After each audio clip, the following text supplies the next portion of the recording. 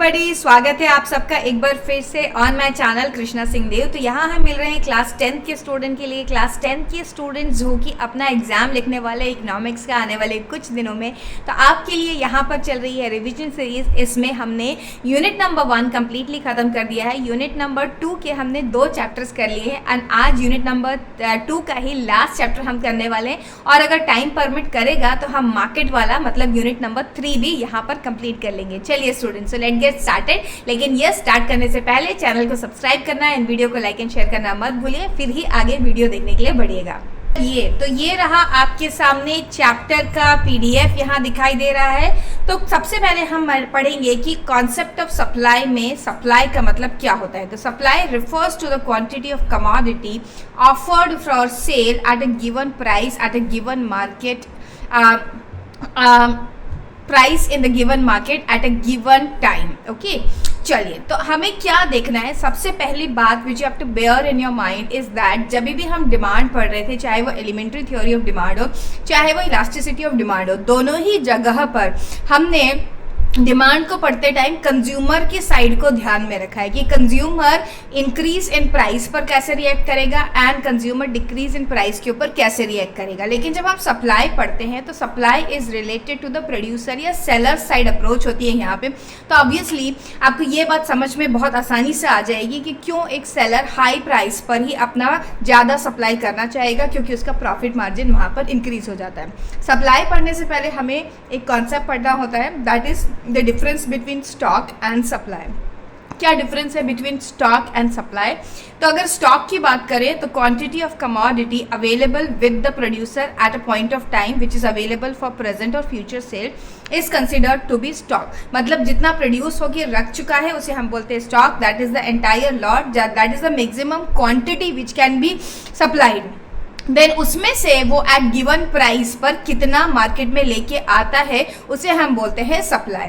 Not a flow concept, flow concept नहीं है stock, whereas it is a flow concept. Flow concept and variable concept, flow concept and stock concept का मतलब होता है stock concept की जब भी हम बात करते हैं तो हम बोलते हैं पर्टिकुलर पॉइंट ऑफ टाइम। यहाँ पे एक वर्ड यूज किया जाता है पॉइंट ऑफ टाइम। अगर मैं बात करूँ कि एक पर्टिकुलर पॉइंट ऑफ टाइम पे स्टॉक कितना है तो वो आसानी से निकाला जा सकता है क्योंकि स्टॉक पहले से प्रोड्यूस हो गया है एंड रखा गया है। वेरएस अगर हम बात करें सप्लाई की तो सप्लाई चेंज होती रहती है according to the time and according to the price, इसीलिए इसे हम बोलते हैं पीरियड ऑफ टाइम। तो सप्लाई जो है वो कैसा कॉन्सेप्ट है? फ्लो कॉन्सेप्ट है एंड स्टॉक जो है स्टॉक कॉन्सेप्ट है। measured at a particular point of time and it is time period and not related to the price of commodity also known as inventory। जब भी हम supply की बात करते हैं वो always related to the price of inventory से होता है, क्योंकि जितनी ज़्यादा प्राइस होगा उतना ज़्यादा सप्लाई होगी। बट अगर हम स्टॉक की बात करें तो स्टॉक ऐसा नहीं है, स्टॉक प्राइस को देख करके नहीं क्रिएट किया जा सकता क्योंकि स्टॉक को प्रोड्यूस होने में टाइम लगता है, तो उसे पहले से प्रोडक्शन करके रख दिया जाता है। चल, ये हमने पढ़ लिया स्टॉक एंड सप्लाई के बीच का डिफरेंस। अब हम आगे जाते हैं, हम देखते हैं what are the determinants of supply. कौन कौन से ऐसे कंपोनेंट्स हैं या कौन कौन से ऐसे फीचर्स हैं जो कि सप्लाई को इम्पैक्ट करेंगे। सबसे पहले प्राइस ऑफ कमोडिटी आता है। So larger the quantity of commodity will be supplied at the higher prices. मतलब क्योंकि हम यहाँ से सप्लायर साइड की बात करें तो जो सप्लायर होगा, ये जो मार्केटियर होगा, वो हाई प्राइस पे हाई सेल करेगा सिंपली बिकॉज उसका प्रॉफिट मार्जिन वहाँ हाई हो जाएगा। प्राइसेस ऑफ अदर कमोडिटी, जैसे ही मैं अदर कमोडिटी बोलती हूँ तो यहाँ पे substitute good and complementary good दोनों आ जाते हैं बच्चों। The supply of a commodity varies invariably with to the changes to the price of the substitute good in the good in proportion in production। मतलब कि जो भी substitute good है उनके प्राइस में अगर कोई फेरबदल होता है या कॉम्प्लीमेंट्री गुड के प्राइसेस में फेरबदल होता है तो सप्लाई में चेंज हो जाता है of commodity in question. For example substitute good का प्राइस कम हो जाए तो कमोडिटी सप्लाइड, हमारी जो कमोडिटी है जिसका कि प्राइस हाई है, इसे ज़्यादा से ज़्यादा प्रोड्यूसर सप्लाई करने की कोशिश करेंगे और इसकी सप्लाई बढ़ जाएगी। वाई? बिकॉज यहाँ पे प्रॉफिट मार्जिन ज़्यादा हो रहा है, नई फर्म भी यहाँ एंटर कर जाएंगी और हो सकता है उस गुड की सप्लाई को फर्म्स कम कर दे और इसकी सप्लाई को बढ़ा दे क्योंकि यहाँ उनका प्रॉफिट मार्जिन ज़्यादा है। गोल्स ऑफ द फर्म, ये फर्म के गोल क्या होते हैं? फर्म के गोल अलग अलग तरीके के होते हैं। For example profit maximization, sales maximization and risk minimization. Profit maximization जिन फर्म का गोल होता है वो हाई प्राइसेस के ऊपर ही हाई सप्लाई करेंगी जिन फर्म्स का गोल होता है सेल्स मैक्सिमाइजेशन, जो ज़्यादा से ज़्यादा लोगों तक रीच करना चाहते हैं वो कम प्राइसेस पर भी ज़्यादा सप्लाई करेंगी। एंड जिन फर्म को गोल होता है रिस्क मिनिमाइजेशन, वो हाई प्राइसेस के ऊपर ही गुड सेल करती है, क्योंकि वो अपने रिस्क को कम से कम रखना चाहती है और अपने प्राइसेस में ज़्यादा लोअर नहीं करना चाहती है।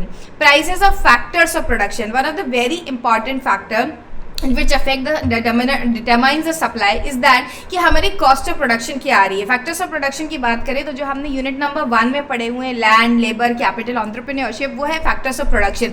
अगर उनकी ही कॉस्ट ज़्यादा है, मतलब हमें लैंड के लिए ज़्यादा रेंट देना पड़ रहा है, ज़्यादा वेजेस पे करनी पड़ रही हैं, ज़्यादा हमें प्रॉफिट ज़्यादा हमें कैपिटल के ऊपर इंटरेस्ट पे करना है, तो ऑब्वियसली हमारी जो सप्लाई है वो हाई प्राइसेस पे ही हाई हो सकती है, क्योंकि हमारी cost itself is high. Whereas अगर उल्टा हो जाए, मतलब कॉस्ट कम है तो कम प्राइसेस के ऊपर भी ज़्यादा सप्लाई हो सकती है। देन अगर बात करें नेक्स्ट चीज़ की, तो वो है state of technology. What is state of technology? जब भी हम देखेंगे हम एडवांस टेक्नोलॉजी यूज़ करते हैं तो पर यूनिट कॉस्ट कम हो जाती है, और अगर कॉस्ट कम हो जाएगी तो producers will be able to sell at the lower prices high amount. लेकिन अगर ऑब्सोलीट टेक्नोलॉजी या मैनुअल वर्क यूज़ किया जाता है तो वो हाई प्राइसेस के ऊपर ही सप्लाई कर पाएंगे। They won't be able to supply more at the lesser prices. जैसे कि आपने देखा होगा बहुत सारे हैंडीक्राफ्ट के आइटम जो है वो महंगे आते हैं। क्यों? क्योंकि उन्हें बनाने में बहुत मेहनत लगती है, मैनुअल वर्क लगता है, इसीलिए वो काफ़ी महंगे होते हैं। Whereas machine made products are cheaper. Then अगर बात करें नंबर ऑफ प्रोड्यूसर्स कितने हैं, if a firm of a farms producing a particular commodity increases, market supply of the commodity will increase. Okay, so ज़्यादा से ज़्यादा लोग अगर प्रोड्यूस कर रहे हैं ना पर्टिकुलर इंडस्ट्री तो ज़्यादा सप्लाई होगी, कम है तो कम सप्लाई होगी। फ्यूचर एक्सपेक्टेशन रिगार्डिंग प्राइस, मतलब कि अगर प्रोड्यूसर्स को लग रहा है कि फ्यूचर में प्राइसेस हाई हो जाएंगे ऑफ अ पर्टिकुलर कमोडिटी तो वो फ्यूचर में ज़्यादा सेल करेंगे, अभी करंटली जो उसकी सप्लाई है वो कम, and vice versa. Taxes and subsidies, taxes and subsidy वहाँ पर रोल प्ले करते हैं जहाँ हम बात करते हैं कॉस्ट ऑफ सप्लाई की। तो जितने भी फैक्टर्स ऑफ प्रोडक्शन हैं उनकी जो कॉस्ट है वो बढ़ जाएगी। अगर ज़्यादा हाईली टैक्सेशन किया गया है बाय द गवर्नमेंट तो वो हाई प्राइसेस के ऊपर ही प्रोड्यूसर्स क्या कर पाएंगे, सेल कर पाएंगे प्रोडक्ट को और सप्लाई को बढ़ा पाएंगे। वेयरएज अगर गवर्नमेंट सब्सिडी दे रही है तो क्या होगा, कॉस्ट ऑफ प्रोडक्शन कम हो जाएगी और ऐसे में वो कम प्राइस के ऊपर भी ज़्यादा सप्लाई कर पाएंगे। नेचुरल फैक्टर्स क्या होते हैं, कभी कभी ऐसा होता है बहुत हाई प्राइस होने के बाद भी supply of certain commodities can not be increase. For example agriculture produce, तो अगर क्रॉप ही अच्छी नहीं आई है तो production can not be increase and वो नहीं बढ़ाया जा सकता है, supply can not be increase even at the high prices. ऐसे ही जो कुछ रेयर गुड्स होते हैं, कोई कलेक्शन ऑफ स्टैम्प है, कॉइन्स है etcetera, that can also not be increase. चलिए, ये हो गए फैक्टर्स डिटर्मिनेंट्स ऑफ सप्लाई। अब हम देखते हैं what is law of supply student. तो अगर हम लॉ ऑफ सप्लाई की बात करें तो law of supply law of demand की तरह ही, जहाँ पे relationship between the supply and the price is established. So with other determinants constant, there is a positive relationship between own price of the commodity and its quantity supplied. जैसे कि आप देख सकते हैं कि जैसे जैसे प्राइस बढ़ता जा रहा है क्या होती जा रही है, सप्लाई भी इंक्रीज होती जा रही है, and this is the reason at increased prices what do we see increased supply, and this is the reason that our supply curve is a positively sloped supply curve. तो demand curve का shape जो होता है वो ऐसा होता है, where supply curve का शेप कैसा होता है, अपवर्ड स्लोपिंग कर्व होता है। एंड यहाँ पर जब भी हम बोलते हैं लॉ ऑफ सप्लाई कब एप्लीकेबल है, उसकी कुछ अजम्पशन है, स्टेटमेंट ऑफ लॉ आपको याद रखना पड़ेगा, और अजम्पशन है there is no change in the price of production factor, क्योंकि ऑब्वियसली प्रोडक्शन फैक्टर्स का दाम कम या ज़्यादा होगा तो सप्लाई के ऊपर इम्पैक्ट डालेगा। There is no change in the technique of production, obsolete technology use करने के केस में क्या होगा, सप्लाई कम होगी, एंड मॉडर्न टेक्नोलॉजी यूज़ करने के केस में supply is going to be more. There is no change in the goal of firm, क्योंकि ऑब्वियसली अगर goal of firm profit maximization से सेल्स मैक्सिमाइजेशन पे पहुंच जाए या वाइस वर्सा तो सप्लाई कम या ज़्यादा हो जाएगी, इसीलिए हम इसको कांस्टेंट अज्यूम कर लेते हैं। Then there is no change in price of related good, जो हमारे सब्स्टिट्यूट गुड है, कॉम्प्लीमेंट्री गुड है, उनकी सप्लाई को भी हमें उनके प्राइसेस को हम लोगों को कांस्टेंट अज्यूम करना है। And there is no change in the price of commodity in near future, otherwise future price expectation वाला फैक्टर जो है डिटरमेंट है वो यहाँ पर इम्पैक्ट कर जाएगा और सप्लाई चेंज हो जाएगी। And the government policy relating to price, मतलब कि टैक्सेशन एंड सब्सिडीज में भी कोई इम्पैक्ट नहीं आ रहा है, कोई चेंजेस नहीं आ रहा है, ये सारी हमें अजम्पशन लेनी पड़ेगी। मतलब कि इन शॉर्ट क्या हुआ है, आपको अगर सारे डिटर्मिनेंट्स याद है तो आप प्राइस को सिर्फ कांस्टेंट रख लीजिए और बाकी सब के बारे में लिख दीजिए अजम्पशन में कि this is not changing, not changing, not changing, is as simple as that. And diagram जरूर से बना के देख लेना है बच्चों आपको। इसके बाद है individual supply schedule and curve. अगर हम individual supply schedule and curve की बात करते हैं तो इंडिविजुअल सप्लाई मतलब एक फर्म जो है वो कितनी सप्लाई कर रही है। Supply schedule of an individual producer in the market कैसा दिखाई देता है ये देख सकते हैं आप। These are the prices and prices are going on increasing, so do the supply. आप देख सकते हैं सप्लाई इंक्रीज कर रही है और ये जो सप्लाई कर्व है ये पॉजिटिवली स्लोप सप्लाई कर्व है। It shows the different quantity the firm will be selling at a particular prices. Okay, अलग अलग प्राइसेस के ऊपर कितनी क्वांटिटी भेजी जाएगी।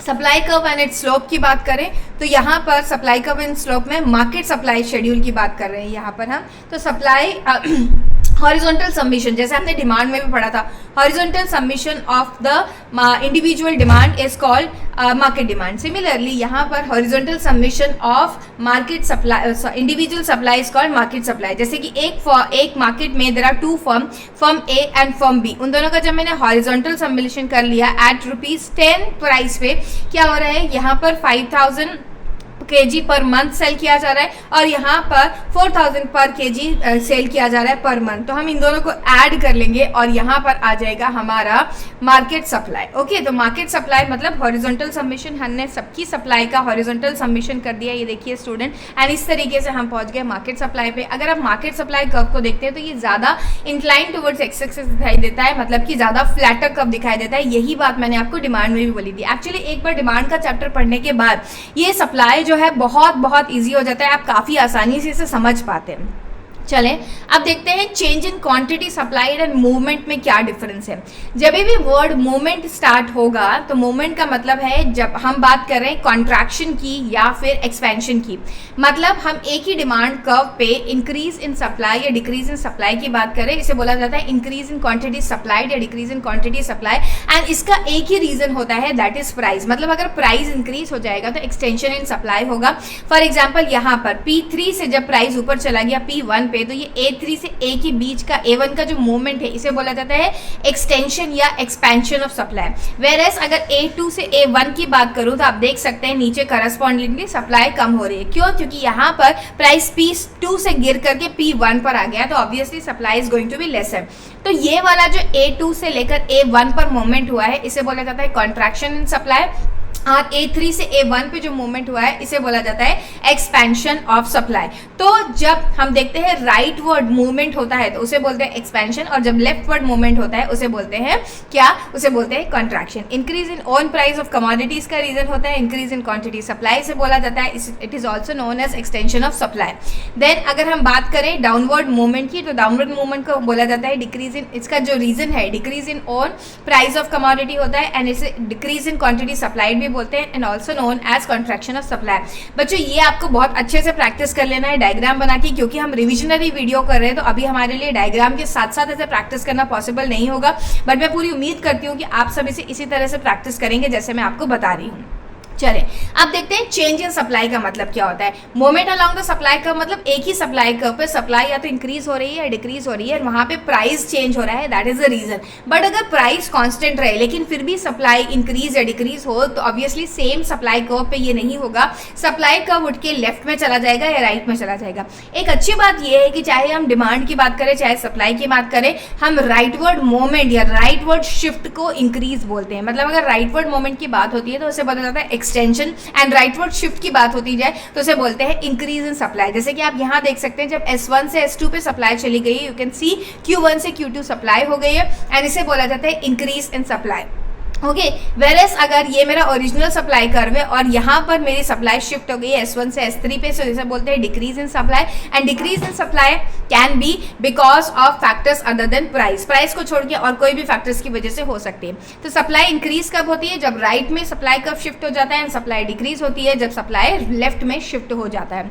Supply curve shift to right या फॉरवर्ड शिफ्ट जिसे बोलते हैं वो इंक्रीज के केस में होता है, and it is known as increase in supply. और वेयर एज सप्लाई कर्व जब लेफ्ट की तरफ शिफ्ट होता है या बैकवर्ड शिफ्ट होता है तो उसे बोलते हैं डिक्रीज इन सप्लाई। अब इसके रीजंस क्या हो सकते हैं? अगर मैं रीजंस की बात करूं तो for example increase in supply का रीजन हो सकता है reduction in cost of production, and इसका उल्टा रीजन मतलब कि increase in cost of production can be the reason for leftward shift या जिसे हम बोलते हैं backward shift in the supply. तो बच्चों ये भी आपको बहुत अच्छे से प्रैक्टिस कर लेना है क्योंकि ये बहुत इंपॉर्टेंट है। अब इसके बाद है meaning of elasticity of supply. जैसे हमने डिमांड में पढ़ा था इलास्टिसिटी, इसी तरह से सप्लाई में भी इलास्टिसिटी का कॉन्सेप्ट है। इलास्टिसिटी का मतलब होता है कि कितना रिस्पॉन्सिवनेस है सप्लाई का टुवर्ड्स द प्राइस। यहाँ पे हम प्राइस इलास्टिसिटी ही पढ़ेंगे, तो प्राइस इलास्टिसिटी ऑफ सप्लाई का मतलब है degree of responsiveness of the quantity supplied of a commodity to change in price. तो अगर चेंज हुआ है प्राइस में 10% से, तो सप्लाई में कितने % से चेंज होगा, इसे मेजर करता है the concept of elasticity of supply. तो प्राइस इलास्टिसिटी ऑफ सप्लाई का फॉर्मूला अगर हम देखें तो क्या है,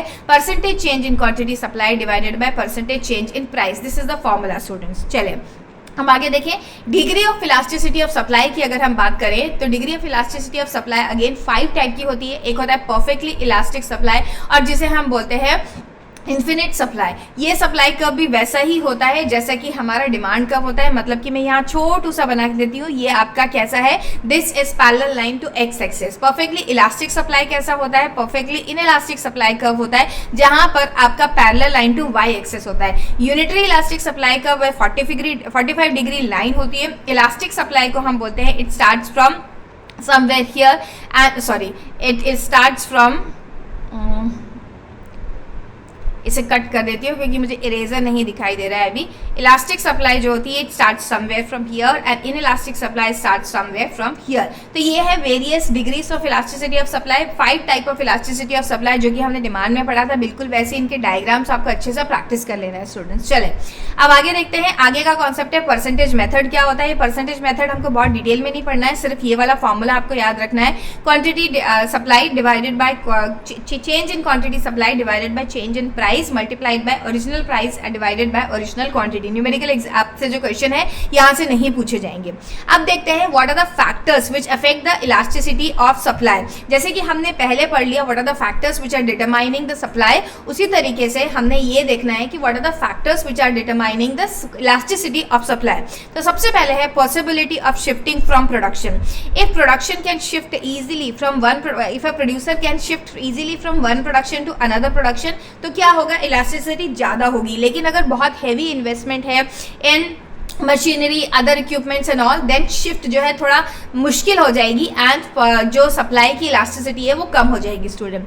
देन लेंथ ऑफ टाइम की अगर बात करें तो supply tends to be relatively inelastic in short run, क्योंकि प्रोड्यूसर को थोड़ा टाइम लगता है एडजस्ट करने में, लेकिन लॉन्ग रन में it is going to be relatively more elastic. Cost of production की बात करें, so if increase in the output by the firm and an industry costs only a slight increase in the cost per unit, it leads to decrease in cost per unit, supply will be fairly elastic। तो क्या होता है कि अगर बहुत थोड़ा सा ही change आता है तो इतनी इलास्टिसिटी नहीं रहेगी, लेकिन अगर ज़्यादा चेंज आता है कॉस्ट ऑफ प्रोडक्शन में तो फिर ज़्यादा इलास्टिसिटी रहने वाली है। देन अगर बात करें नेचर ऑफ कमोडिटी प्रोड्यूस, कैसी कमोडिटी, क्या ये ड्यूरेबल कमोडिटी है तो इसकी सप्लाई इलास्टिसिटी जो है वो हाई रहने वाली है। अगर नॉन ड्यूरेबल कमोडिटी है, मतलब कि पेरिशेबल है, तो वो इनइलास्टिक रहेगा, क्योंकि उसे आप उसको होल्ड करके नहीं रख पाएंगे इन वेट की जब प्राइस बढ़ेगा तभी हम ज़्यादा सप्लाई लेके आएंगे मार्केट में, क्योंकि तब तक गुड जो है खराब हो चुका होगा। रिस्क टेकिंग एपेटाइट मतलब कैसी है, क्या एंटरप्रेन्योर की रिस्क जो है वो हाई रिस्क लेना चाहता है तो वो हाई प्राइस के ऊपर कम सप्लाई, मतलब वो लो प्राइस के ऊपर भी ज़्यादा सप्लाई कर देगा, वेयर उसकी इलास्टिसिटी ज़्यादा रहेगी। वेयर एज अगर उसकी रिस्क ज़्यादा लेने की कैपेसिटी नहीं है या रिस्क एपेटाइट जिसे हम बोलते हैं वो ज़्यादा नहीं है, तो क्या होगा, supply will be more elastic and ये ज़्यादा रहने वाली है। ठीक है, तो ये कुछ फैक्टर्स हैं जो इलास्टिसिटी ऑफ सप्लाई को इम्पैक्ट करते हैं, इसे भी आपको बहुत अच्छे से पढ़ लेना है स्टूडेंट। तो इस तरीके से हो गया आपका इलास्टिसिटी ऑफ सप्लाई का चैप्टर कंप्लीटली ओवर। चलिए अब चलते हैं हमारे नेक्स्ट चैप्टर की तरफ, जो कि है क्या, जो है हमारा फॉर्म्स ऑफ मार्केट स्टूडेंट। तो ये है हमारी यूनिट नंबर 3, बहुत छोटी सी एंड बहुत आसान यूनिट है जहां पर हम लोग पढ़ने वाले हैं मार्केट के वेरियस फॉर्म्स को हमें इस यूनिट के अंदर पढ़ना है। चलें तो देखिए, सबसे पहले हम अगर फॉर्म्स ऑफ मार्केट बात करें तो फॉर्म्स ऑफ मार्केट के अंदर on the basis of competition यहाँ पर नंबर 1 मार्केट आता है परफेक्ट कंपटीशन, देन है मोनोपोली, देन उसके बाद आपके पास है मोनोपोलिस्टिक कंपटीशन एंड फिर उसके बाद आता है ओलिगोपोली फॉर्म ऑफ मार्केट। ये ऑल सारे फॉर्म ऑफ मार्केट हैं based on the level of competition present over here।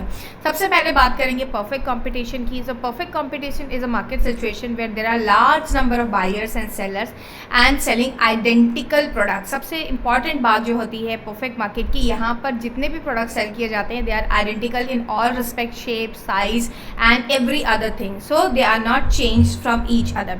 So this is one of the characteristic of perfect competition and the firm under perfect competition is a price taker। क्यों price taker? क्योंकि उसे price खुद से decide नहीं करना होता है, जो मार्केट का प्राइस डिसाइड होता है वही फर्म को प्राइस पे सेल करना होता है, क्योंकि सभी लोग एक जैसा प्रोडक्ट बेच रहे हैं। तो कोई भी इंडिविजुअल सेलर या कोई भी इंडिविजुअल बायर इतना बड़ा नहीं होता कि वो प्राइस को इन्फ्लुएंस कर पाए। चलें आगे देखते हैं। फीचर्स ऑफ परफेक्ट कंपटीशन में सबसे पहला फीचर है very large number of buyers and sellers, so individuals are not able to influence the price, ऐसे हमने अभी डिस्कस कर लिया। नंबर 2, यहाँ पर होमोजीनियस प्रोडक्ट होते हैं, identical units of product are there, तो यहाँ पर कोई भी एडवर्टीजमेंट कॉस्ट इन्वॉल्व नहीं होती है, क्योंकि सारे ही प्रोडक्ट एक दूसरे के साथ आइडेंटिकल हैं ऑल द रिस्पेक्ट में। देन एक अजम्पशन होती है ये परफेक्ट मार्केट की कि परफेक्ट मार्केट में buyers have the perfect knowledge, buyers and seller दोनों को प्रिवेलिंग मार्केट कंडीशन का पूरा नॉलेज है। फ्री एंट्री एंड एग्जिट होती है, इस मार्केट में किसी भी तरह की एंट्री या एग्जिट के बैरियर्स नहीं होते हैं, मतलब कि कोई लीगल कॉन्स्टेंट नहीं होता है, कोई बैरियर्स इस तरीके के नहीं होते हैं लाइसेंसिंग वगैरह की वजह से। परफेक्ट मोबिलिटी ऑफ रिसोर्सेज होती है, मतलब एक प्रोडक्शन से दूसरे गुड के प्रोडक्शन की तरफ अगर कोई फर्म शिफ्ट करना चाहती है तो ईजिली शिफ्ट हो सकता है। नो अदर एक्सेप्ट कॉस्ट, अगर एक्सेप्ट प्रोडक्शन मतलब कि कोई एडवर्टीजमेंट कॉस्ट नहीं, कोई ट्रांसपोर्टेशन कॉस्ट नहीं। तो ये सारी चीज़ें जो है ना कुछ परफेक्ट मार्केट को इन रियलिस्टिक मार्केट अनरियलिस्टिक मार्केट बना देती है। जैसे कि परफेक्ट नॉलेज की बात करें, रियल वर्ल्ड में हमें ये देखने के लिए नहीं मिलता है। फ्री देन हम बात करें परफेक्ट मोबिलिटी की, ये भी नहीं मिलता है, and no other cost except for production. तो इन सारी वजह से हम बोलते हैं कि जो perfect market and homogeneous product also, all respect में होमोजीनियस प्रोडक्ट हमें नॉर्मली देखने के लिए नहीं मिलते हैं, इस वजह से परफेक्ट मार्केट हम बोलते हैं सिर्फ बुक में ही एग्जिस्ट करता है और कहीं नहीं करता है। It's a ideal situation. चलें अब देखते हैं नेक्स्ट टाइप ऑफ मार्केट है मोनोपोली मार्केट, जहाँ पर in contrast to the perfect market सिर्फ सिंगल सेलर होता है। हाँ, लार्ज नंबर ऑफ बायर्स होते हैं लेकिन only single seller of product होता है। एंड यहाँ पर जो फर्म होती है वो क्या करती है, वो वही actually firm and market is same and firm is a price maker. यहाँ पे वो मार्केट में प्राइस डिसाइड करते हैं क्योंकि उनके कॉम्पिटिशन में कोई और नहीं होता है। चलें अब देखिए features of perfect monopoly market. तो मोनोपोली मार्केट में single seller and large number of buyers होते हैं। देन अगर बात करें रिस्ट्रिक्शन की, तो yes there are restrictions on entry, that is why monopoly is there.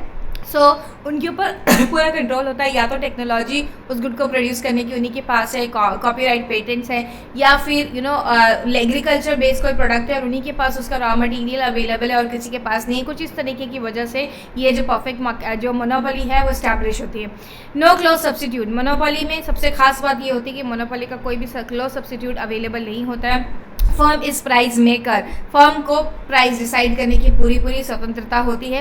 And then price discrimination भी फर्म कर सकती है अगर चाहे तो, मतलब कि वो डिफरेंट लोगों से डिफरेंट मार्केट सेगमेंट में अलग अलग प्राइसेस को चार्ज कर सकती है। तो ये है कुछ features of perfect market monopoly market students. अब देखते हैं next monopolistic competition. Monopolistic competition जैसे कि नाम से सजेस्ट कर रहा है, मोनोपोलिस्टिक मतलब इसमें मोनोपोली भी है एंड यहाँ पे परफेक्ट कॉम्पिटिशन के भी कुछ फीचर्स देखने के लिए मिलते हैं। तो ये एक हाइब्रिड काइंड ऑफ मार्केट है जहां पर हमें perfect market and monopoly market के दोनों के कॉम्बिनेशन दिखाई देते हैं। So monopolistic competition is a market situation where there are large number of buyers of small sellers selling closely related goods but surely not homogeneous।